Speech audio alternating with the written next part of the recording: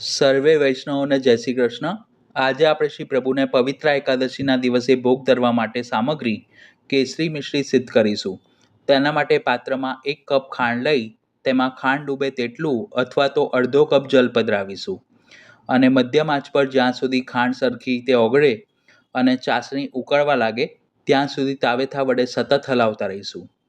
આ સામગ્રી સિદ્ધ કરો ત્યારે મઠડી ઠોર કે પતાસામાં કરીએ તેવી ઘટ ચાસણી કરવાની છે। ચાસણી ઉકળવા લાગે પછી તેમાં અડધી ચમચી જલમાં પલાળેલું ઘૂંટેલું કેસર પધરાવી મિક્સ કરીશું।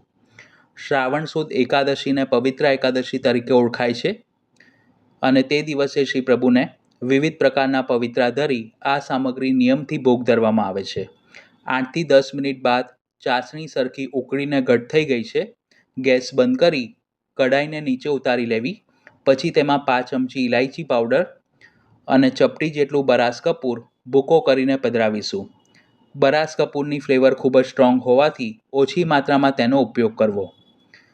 હવે તાવેથા વડે ચાસણીને એક જ દિશામાં સરખી ઘૂંટીશું જેથી તે ઘટ થઈ અને દૂધિયા રંગની થઈ જશે।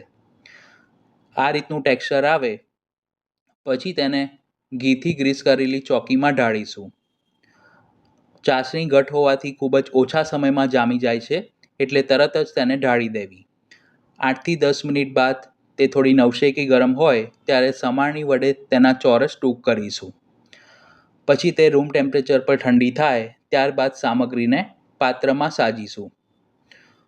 તો આપ પણ પુષ્ટિમાર્ગ પ્રાગટ્ય ઉત્સવ એટલે કે પવિત્ર એકાદશીના દિવસે આ સામગ્રી સિદ્ધ કરી શ્રી પ્રભુને અવશ્ય ભોગ ધરજો અને આવી જ પ્રભુલાયક સામગ્રીની રીત જાણવા માટે ચેનલ સાથે જોડાયેલા રહેજો।